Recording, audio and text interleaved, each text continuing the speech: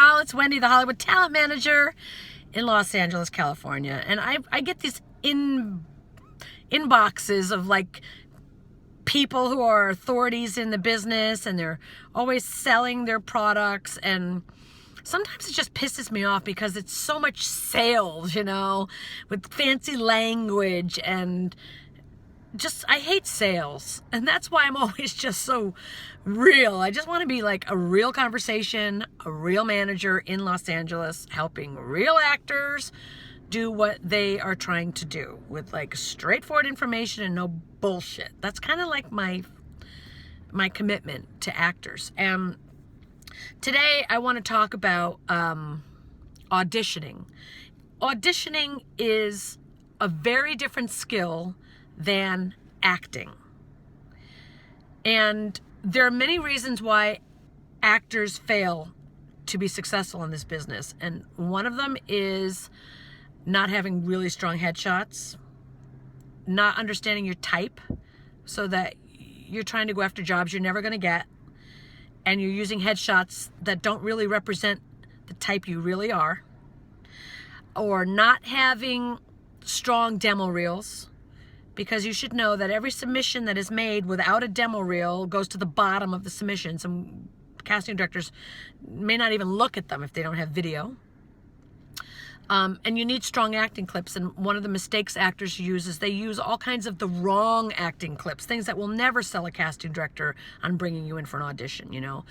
Film that's too far away, you know, video clips of your theater work, clips that don't really reflect your type, but they were just a project that you did, and it doesn't really show your acting skill. There's so many problems with the demo reels that people submit to casting directors. That'll really stop you from getting auditions. And a lot of times actors think, oh, I got to put something up. Something's better than nothing. It's not true. Something is not better than nothing. My nose is tickling. Sorry. I think it's this. Look, I got wrinkles. I'm getting older, huh? Oh, well, glad to be here another day. Something is not better than nothing. It's better to have something great or have nothing at all. So the third thing is auditioning skills. When you do get in the room, that's why my nose is so tickly. I don't know why. When you do get in the room, you're just not, you don't know how to audition. You don't know how to break down a script.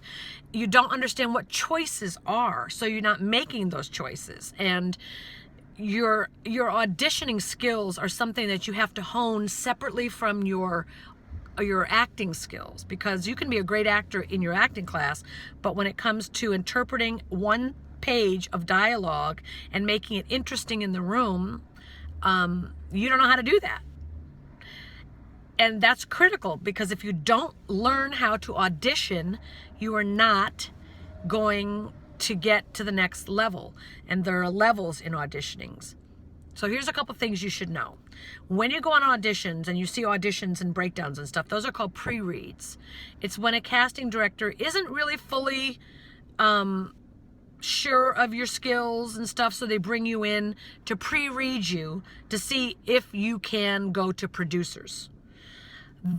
Once you've gotten past a certain level with a casting director, you don't audition like that anymore. You go straight to producers, or straight to producers callbacks, or straight to an offer where they offer you the role. If you're auditioning, you're still being felt out by the casting director, and they think you might have the right look or be the right type, but they don't quite know of your acting ability or how you are able to interpret a role, or if you're able to make good choices, good strong choices. If they knew that about you, you would not have those pre-read auditions. You would go straight to producers. So a lot of people are going through auditions, and you got to get out of those auditions and get into the into the straight to producers callbacks. Now, how are you going to do that? A lot of you are watching from all different parts of the country. You know, you're not in LA. In LA, we have major acting training here, or New York, or Chicago, or, you know, where you can really learn from the best of the best how to be a good actor, how to audition. And other parts of the country don't have access to those kinds of training. So what do you do?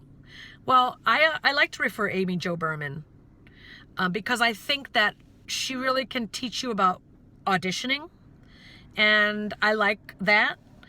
Also, have you ever thought of saving your money and coming out to LA and doing like classes out here once in a while? You know, take a week or two and come out and do some classes, or go to New York, or, you know, go to Chicago or places where they train, or go to the big cities near you and try to find a really strong acting class.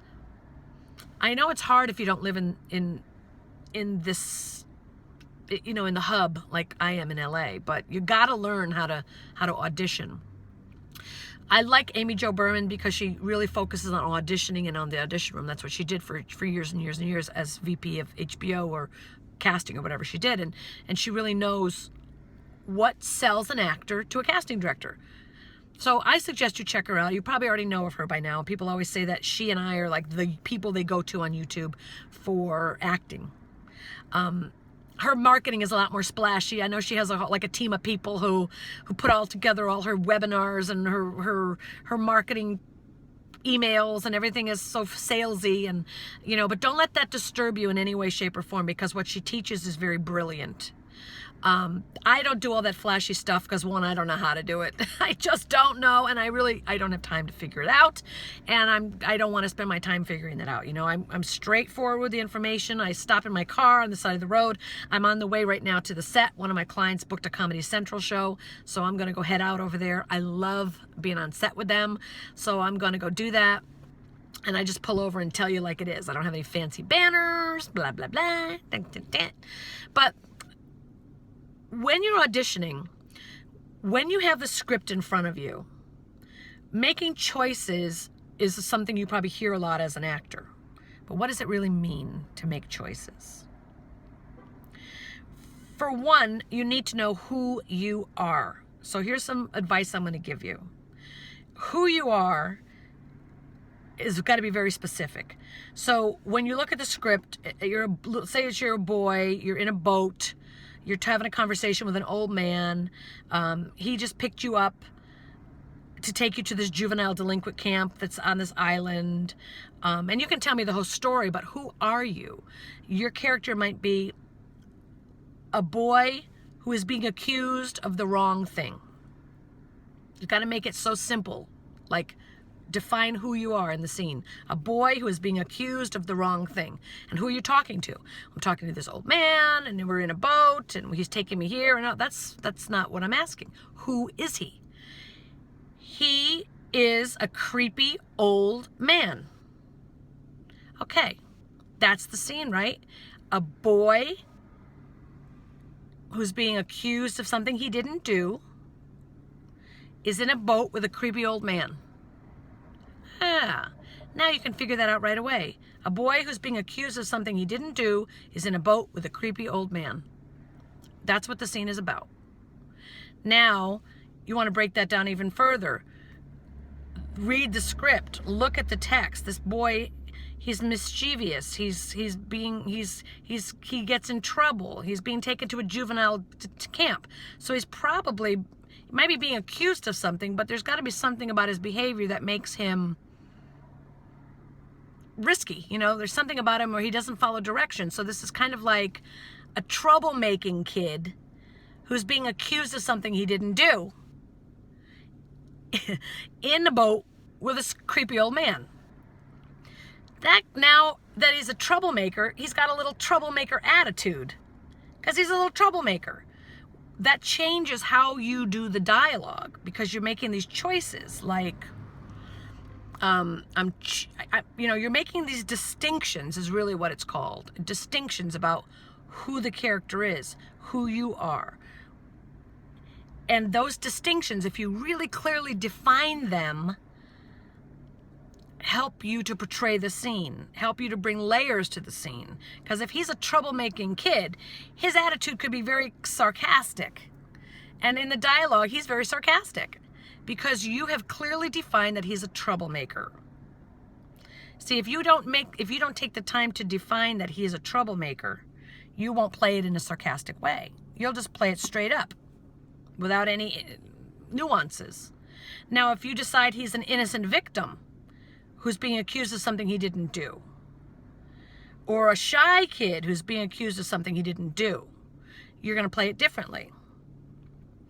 Or a scared kid who's accused of something he didn't do. A frightened kid, now you're going to play it completely differently. And this is what they mean by making choices.